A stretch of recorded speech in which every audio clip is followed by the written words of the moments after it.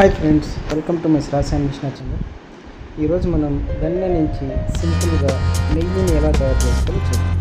So నేనైతే ఇక్కడ 500 grams of నెయ్యి తీసుకుంటాను. ముందుగా ఇలాంటి ఒక కడాయి తీసుకొని అది బాగా కొద్దిగా వేడైన తర్వాత వెన్న అందులో వేసుకోండి. సో స్టార్టింగ్ నుంచి ఆల్మోస్ట్ మీరు కాసేపటి వరకు మీ గ్యాస్ స్టవ్ అనేది హై ఫ్లేమ్లో కానీ మీడియం ఫ్లేమ్లో కానీ ఉండేది చూసుకోండి. ఎందుకంటే ఈ వెన్నని మనం ఫ్రిడ్జ్లో స్టోర్ చేసుకుంటాం, పెట్టుకోకుంటాం. దానికి ఇలా వాటర్ అనేది ఎక్కువ ఉంటుంది. ఆ వాటర్ ఫుల్గా బయటకు వచ్చేస్తే కానీ మనకి ప్యూర్ నెయ్యి అనేది అంత ఈజీగా రాదండి. సో అందువల్ల మీడియం ఫ్లేమ్లో వీలైతే హై ఫ్లేమ్లోనే పెట్టుకోవాలి. సో ఈ వెన్నని నుంచి కంప్లీట్గా నెయ్యిని చేయడానికి మనకి 15 to 20 minutes టైం అయితే పడుతుంది. సో ఈ 20 minutes మనం హై ఫ్లేమ్లో ఉంచుకోవాల్సిన అవసరం లేదు. సో ముందుగా హై ఫ్లేమ్లో ఉంచుకొని ఆల్మోస్ట్ మనకి ఇలా ఒక పొంగు వచ్చి వాటర్ లెవెల్ ఫుల్గా బయటకు వచ్చేసిన తర్వాత మనం మీడియం ఫ్లేమ్లో కానీ లో ఫ్లేమ్లో పెట్టుకుంటే సరిపోతుంది. లేదు ఇందులో కొద్దిగా వాటర్ అటు ఇటు ఉండిపోయిందంటే మనకి నెయ్యి అనేది తొందరగా చెడిపోయే ఛాన్స్.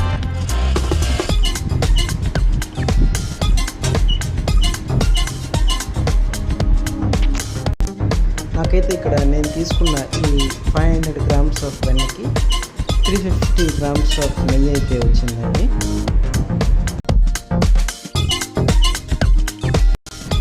సో ఇలా ఆల్మోస్ట్ ఒక 2-3 పొంగులు వచ్చేంత వరకు మీడియం ఫ్లేమ్లో కానీ హై ఫ్లేమ్లో కానీ ఉంచుకోండి. మనకి కంప్లీట్గా వాటర్ లెవెల్స్ ఇలా పొంగి బయటకు వచ్చేసిన తర్వాత మీ వెన్న అనేది ఇలా చిక్కబడుతుంది కదా. సో ఇలా చిక్కబడే కొద్దీ దాని కలర్ అనేది లైట్ బ్రౌనిష్గా ఒక తేనె లాగా వస్తుంది. సో ఆల్మోస్ట్ మనకి ఆ బ్రౌన్ కలర్ వచ్చేంత వరకు మనం వెన్నని బాగా మరగబెట్టాలి.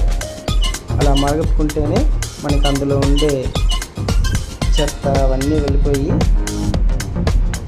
ప్యూర్ నెయ్యి మాత్రమే మిగులుతుంది. సో ఆ చెత్త అందులో ఉన్న వేస్టేజ్ అంతా అడుగుకి వెళ్ళిపోతుంది. సో ఇలా ఆల్మోస్ట్ ప్రాపర్గా బాయిల్ అయిన తర్వాత లైట్ గోల్డ్ కలర్కి వచ్చిన తర్వాత మనం లో ఫ్లేమ్లో పెట్టుకుంటే సరిపోతుంది. లో ఫ్లేమ్లోనే పెట్టుకోవాలి. ఈ స్టేజ్కి వచ్చిన తర్వాత కూడా హై ఫ్లేమ్లో పెట్టుకుంటే నెయ్యి అనేది మనకి కొద్దిగా చేదుగా రావచ్చు, లేదంటే ఎక్కువ మాడు అనేది క్రియేట్ అయిపోతుంది.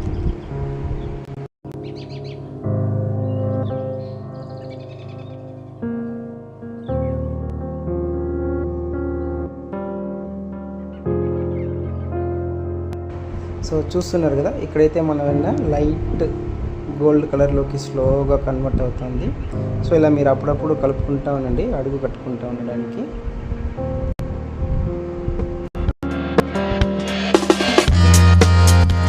సో ఆల్మోస్ట్ ఒక 15 to 20 minutes తర్వాత మనకి కంప్లీట్గా తేనెలాగా తయారైందండి. ఇప్పుడు ఏం చేయాలంటే ఇందులో రాక్ సాల్ట్ కొద్దిగా just 1 or 2 pieces of rock salt, అలాగే మునగాకు. మీ దగ్గర మునగాకు ఉంటే ఒక 2 నుంచి 3 గంటలు మునగాకు లేకపోతే కొంతమంది తమలపాకు కూడా యాడ్ చేసుకుంటారు. సో మీ టేస్ట్ని బట్టి మీరు మునగాకు కానీ తమలపాకు కానీ యాడ్ చేసుకోవచ్చు.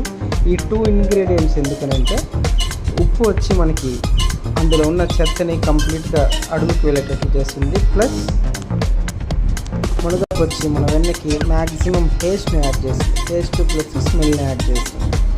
సో ఈ రెండింటి వల్ల మన వెన్న అనేది చాలా టేస్టీగాను స్మెల్గాను ఉంటుంది.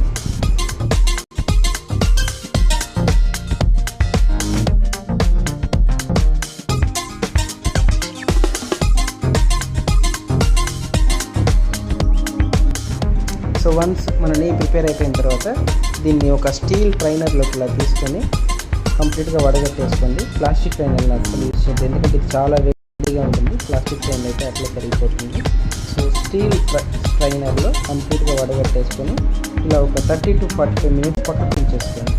ఎందుకంటే ఇది చాలా వేడిగా ఉంటుంది. ఇంత వేడి మీద మీరు ఏదైనా గ్లాస్ బాటిల్లోకి పక్కకు పెట్టడానికి ట్రై చేశానంటే ఆ బాటిల్ అనేది పగిలిపోయే ఛాన్స్ ఉంటుంది. అందువల్ల స్టీల్ మ్యాక్సిమం వీలైతే సో ఇలా ఒక స్టీల్ గ్లాస్లోకి కానీ స్టీల్ కంటైనర్లోకి కానీ కంప్లీట్గా ఫిల్టర్ చేసుకొని సో పక్కకు పెట్టేసేయండి.